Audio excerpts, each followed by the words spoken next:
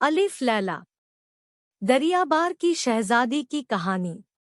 शहजादी ने जैनुसनम और हैरन के 49 शहजादों को कहानी सुनाना शुरू किया। उसने बताया कि मैं काहिरा के पास के द्वीप दरियाबार के बादशाह की बेटी हूँ। मेरे अब्बा ने सालों दुआ की थी, जिसके बाद मैं पैदा हुई। मुझे उन्होंने राजनीति, घुड़सवारी और राज्य को चलाने के लिए जरूरी अन्य सभी कौशल की विद्या दी। उनकी इच्छा थी कि उनके बाद मैं ही दरियाबार के सभी कामकाज देखूं। शहजादी ने आगे कहा कि एक दिन मेरे अब्बा शिकार खेलने के लिए जंगल गए। जाते जाते वो घने जंगल में पहुंच गए। वहां जाकर उन्होंने एक बड़े शरीर वाले आदमी को देखा, जिसके पास एक महिला और छोटा बच्चा बैठे रो रहे थे। वो आदमी खूब सारा खाना खाने के बाद उस महिला पर विवाह करने का दबाव डालने लगा। वो लड़की नहीं मानी तो वो उस पर नाराज हुआ। मेरे पिता दूर से वो सब देख रहे थे। उन्होंने जैसे ही देखा कि वो आदमी उस लड़की पर हाथ उठाने वाला है, तो उन्होंने अपनी कमान से तीर छोड़ दिया, जो सीधे उस आदमी के सीने पर जाकर लगा। उसी वक्त राक्षस की मौत हो गई। मेरे पिता ने उस महिला से उसकी कहानी पूछी। उस लड़की ने बताया कि वो पास के ही सरासन कबीला के मुखिया की बेटी है, और जिसे तुमने मारा है वो हमारे घर में ही काम किया करता था। उसकी नजर मुझ पर बहुत पहले से थी। एक दिन मौका पाकर वो मुझे और मेरे बेटे को इस जंगल में ले आया और शादी करने के लिए जोर डालने लगा। अब मुझे समझ नहीं आ रहा है कि मैं अपने घर वापस जाकर क्या कहूंगी। शहजादी ने कहा कि उस लड़की की बात सुनते ही मेरे पिता उसे अपने साथ अपने महल ले आए। उन्होंने उस महिला और उसके बेटा का काफी ख्याल रखा। जैसे ही उस महिला का बेटा बड़ा हो गया, तो सभी ने मेरी और उस लड़के की शादी की बात शुरू कर दी। वो लड़का बलवान और बुद्धिमान था, इसलिए मेरे अब्बा ने हमारा निकाह तय कर दिया। उसके बाद उन्होंने शादी से कुछ दिन पहले ही उस लड़के से कहा कि तुम मेरी बेटी से निकाह करने वाले हो। मैं शादी के बाद तुम्हें यहाँ का बादशाह बना दूंगा। यह सुनकर वो लड़का बहुत खुश हुआ। तभी दरियाबार के बादशाह ने कहा कि बस मेरी एक शर्त है। उस लड़के ने मेरे अब्बा से पूछा कि आखिर वो शर्त क्या है। तब मेरे पिताजी ने कहा कि तुम मेरी बेटी से निकाह करने के बाद किसी दूसरी लड़की से शादी नहीं करोगे। अगर तुम ये वादा करोगे तो ही मैं तुम्हारा निकाह अपनी बेटी से कराऊंगा। यह सुनते ही उस लड़के को गुस्सा आ गया। उसने कहा कि वो होने वाला बादशाह है और बादशाहों की कई पत्नियां होती है। इतना सुनते ही बादशाह ने वो निकाह तोड़ दिया। इससे उस लड़के को इतना गुस्सा आया कि उसने मेरे पिता को जान से मार दिया। फिर वो मुझे मारने के लिए ढूंढने लगा। तभी मंत्री ने मुझे एक गुप्त रास्ता दिखाकर वहां से भागने के लिए कहा। मैंने भी ठीक वैसा ही किया। मैं भागकर एक जहाज में बैठ गई। तभी नदी में इतना तेज तूफान आया कि जहाज डूब गया। किसी तरह से मैं बचकर नदी के किनारे पहुंच गई। वो एक सुनसान जगह थी। वहां दूर दूर तक कोई भी नहीं था। मैं जोर जोर से रोने लगी। एक दिन बाद वहां कुछ लोग आए। उन्होंने मुझसे मेरे बारे में पूछा, लेकिन डर कर मैं और ज्यादा रोने लगी। उसके बाद एक घोड़े में एक लड़का आया और मुझसे फिर सवाल करने लगे। उसने मुझसे कहा कि वो शहजादा है और वो मेरी मदद करना चाहता है। मैंने उस पर भरोसा करके उसे सब कुछ बता दिया। तब वो तुरंत मुझे अपने घर ले गया और अपने परिवार से मिलवाया। कुछ समय बाद उस लड़के के घरवालों ने मेरी और उस लड़के की शादी करवा दी। शादी के पहले दिन ही उसके राज्य में दुश्मनों ने हमला कर दिया। कुछ ही देर में उन्होंने उस राज्य के सभी लोगों को मार दिया। किसी तरह मैं और मेरा पति वहां से भाग गए। हमें पास की ही नदी में एक नाव दिखी। हम तुरंत उस पर बैठ गए। हवा का रुख उल्टा और तेज था, इसलिए हमारी नाव किसी गलत दिशा की ओर चली गई। तभी सामने से एक बड़ा सा जहाज आ रहा था। हमने उनसे मदद मांगी। बाद में पता चला कि उसमें डाकू बैठे थे। उन्होंने हम दोनों को कैदी बना लिया। वो 7 डाकू थे। सभी चाहते थे कि मैं उनकी सेविका बन जाऊं। इसी वजह से सभी आपस में लड़ने लगे।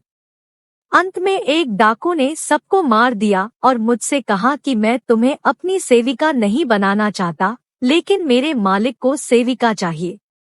मैं उनको तुम्हें सौंप दूंगा। उसने मुझसे पूछा कि ये आदमी कौन है, तो मैंने बताया कि वो मेरे पति हैं। यह सुनते ही उस डाकू ने मेरे पति को जहाज से नीचे फेंक दिया। शहजादी ने आगे कहा कि तभी उस समुद्र में वो राक्षस आ गया जिससे जैनुसनम आपने मुझे बचाया। वो मुझे उस डाकू से छुड़वाकर यहाँ जंगल की इस गुफा में ले आया। शहजादी की इस कहानी को सुनते ही जैनुसनम ने कहा कि तुम अब सुरक्षित हो।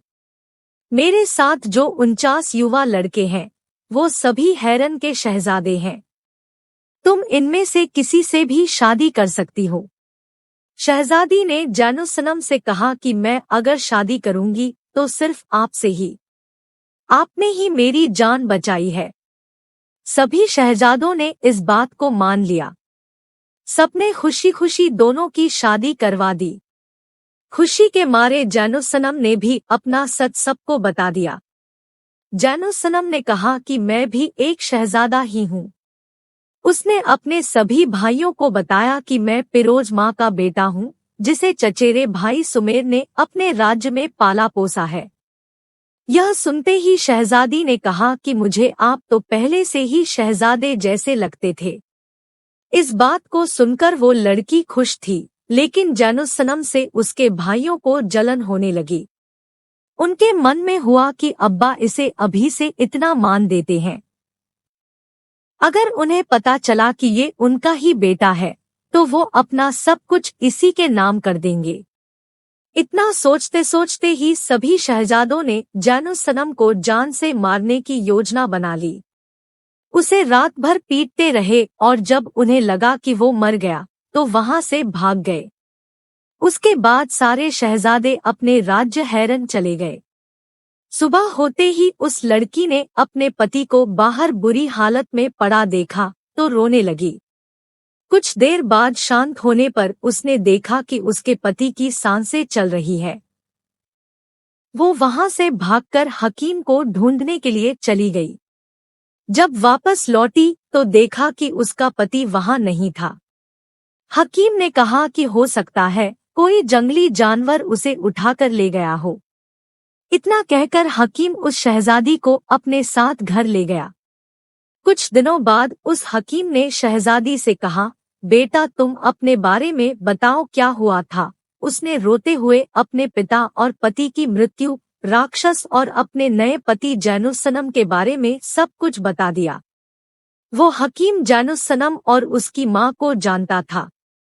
उसने कहा, शहजादी शायद आपको नहीं पता, लेकिन महाराज ने जैनुसनम की माँ पिरोज को अपने पास वापस बुलवा लिया है और उन्हें पता चल गया है कि जैनुसनम उनका बेटा है।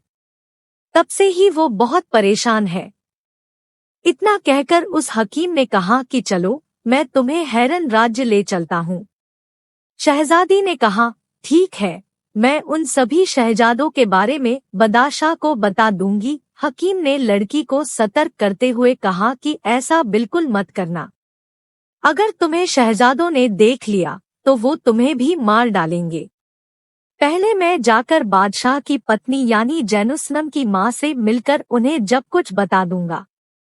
हैरन पहुंचकर हकीम किसी तरह से मलिका पिरोज से मिला और उन्हें जैनुसनम, उसकी पत्नी, राक्षस के साथ ही अन्य सभी बातें बता दी। यह सब जानकर पिरोज के आंखों से आंसू निकलने लगे। उसने हकीम से कहा कि तुम कल मेरी बहू को यहाँ ले आना, मैं उससे मिलना चाहती हूँ। हकीम वहां से चला गया और बेगम पिरोज रोते रोते बेहोश हो गई। इस बात की खबर मिलते ही बादशाह पिरोज से मिलने आए और तबीयत खराब होने का कारण पूछने लगे। बेगम पिरोज ने हकीम द्वारा बताई गई सारी बातें बादशाह को बता दी। यह जानते ही बादशाह ने अपने सभी 49 बेटों को जैनुसनम को मारने के आरोप में कारागार में बंद करने का आदेश दे दिया। सैनिकों ने बादशाह के आदेश का पालन करते हुए सभी शहजादों को कारागार में डाल दिया। सुबह होते ही हकीम जैनुसनम की पत्नी को लेकर महल पहुंच गया। बादशाह और उसकी बेगम ने उन दोनों का अच्छे से स्वागत किया। तीनों जैनुसनम की याद में कई दिनों तक दुखी रहे। फिर जैनुसनम ने बादशाह से अपने पति के हत्यारों को सजा देने की मांग की। बादशाह ने तुरंत सभी शहजादों को 4 दिन बाद मौत की सजा देने का ऐलान कर दिया। इधर हैरन का पुराना दुश्मन जैनुसनम के मरने की खबर मिलते ही राज्य पर फिर से हमला करने की तैयारी कर रहा था। उसने तैयारी खत्म करते ही राज्य पर हमला कर दिया। कुछ देर हैरन के सैनिक उनसे लड़ते रहे, लेकिन वो उन्हें राज्य पर घुसने से रोक नहीं पाए। तभी घोड़े पर सवार एक युवक कुछ सैनिकों के साथ वहां पहुंचा। उसने कुछ ही देर में दुश्मनों को खत्म कर दिया। बादशाह उस युवक को धन्यवाद करने के लिए आगे बढ़े। तभी बादशाह ने देखा कि वो कोई और नहीं जैनुसनम ही है। जैनुसनम को देखते ही बादशाह ने उसे गले लगा लिया। उसे जिंदा देखकर बादशाह इतने खुश थे कि उनके मुंह से कुछ आवाज नहीं निकली। जैनुसनम ने खुद ही कहा, मैं आपका बेटा हूँ। सबने मुझे मरा हुआ समझ लिया था, लेकिन मुझे एक किसान जख्मी हालत में उठाकर अपने गांव ले गया था। उसने मेरा इलाज किया और मैं ठीक हो गया। जब मैंने अपने राज्य वापस आने की सोची तो पता चला कि हैरन का दुश्मन हमारे राज्य पर हमला करने वाला है। तब मैंने गांव के नौजवानों को लड़ाई करना का परीक्षण दिया और सबको अपने साथ यहाँ लेकर आ गया। यह सब सुनकर बादशाह ने उसे अपने महल जाकर माँ से मिलने को कहा। जैनुसनम वहां जाकर माँ से मिला और वहां अपनी पत्नी को भी देखकर खुश हो गया।